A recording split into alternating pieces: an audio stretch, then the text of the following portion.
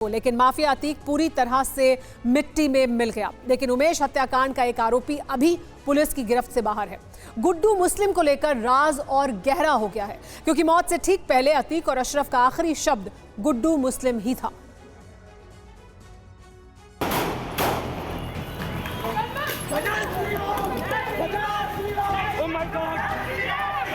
ताबड़तोड़ 22 राउंड गोलियां चलने से ठीक पहले अतीक अपने बेटे असद के बारे में बात कर रहा था।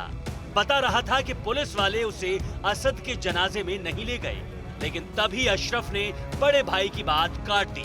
उसने एक शब्द बोला, अचानक एक नाम लिया, गुड्डू मुस्लिम। लेकिन अशरफ आगे और कुछ कह पाता, उसकी वो बात पूरी हो पाती, इससे पहले अतीक और अशरफ की जुबान खामोश हो गई। अशरफ क्या कहना चाहता था, अशरफ गुड्डू मुस्लिम को लेकर क्या खुलासा करना चाहता था, ये राज ही रह गया। को लेकर क्या कहना, मेन बात यह है कि गुड्डू मुस्लिम।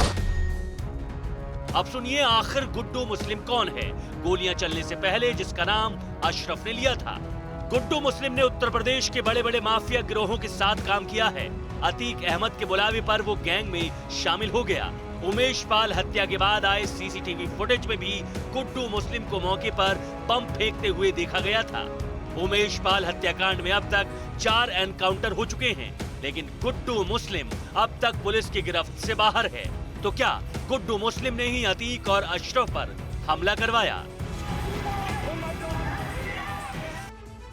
लेकिन अतीक मर्डर केस में जो एफआईआर दर्ज हुई है, उससे कई बड़े खुलासे हुए हैं, जिसमें कत्ल के मकसद से लेकर हत्या की प्लानिंग का जिक्र है। इसके अलावा एफआईआर में तीनों कातिलों के बयान के अलावा इस बात का भी जिक्र है कि कत्ल से पहले तीनों कातिल कहां रुके थे और हत्या की कोशिश वो कब से कर रहे थे।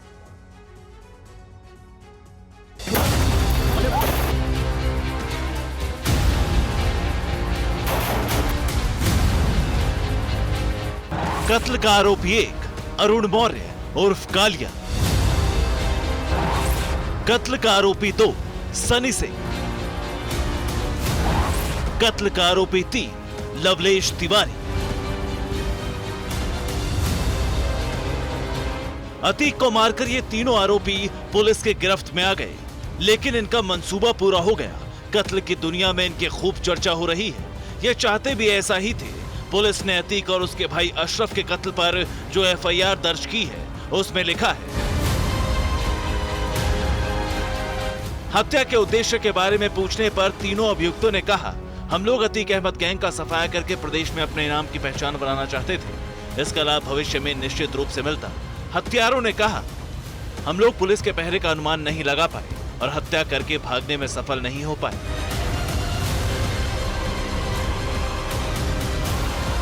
इसके अलावा पुलिस को जो बयान दिया है, उसका जिक्र भी एफआईआर में है, जिसमें बताया है,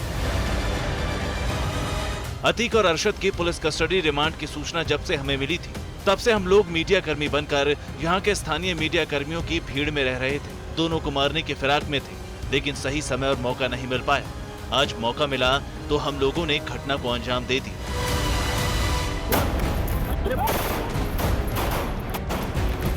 एफआईआर से मिली जानकारी के मुताबिक तीनों आरोपियों ने प्लानिंग की थी और वो 2 दिन से प्रयागराज में रह रहे थे। फर्जी पत्रकार बनकर मीडिया कर्मियों की भीड़ में शामिल थे और एफआईआर में अतीक और अरशद के हत्यारों के हवाले से कहा है,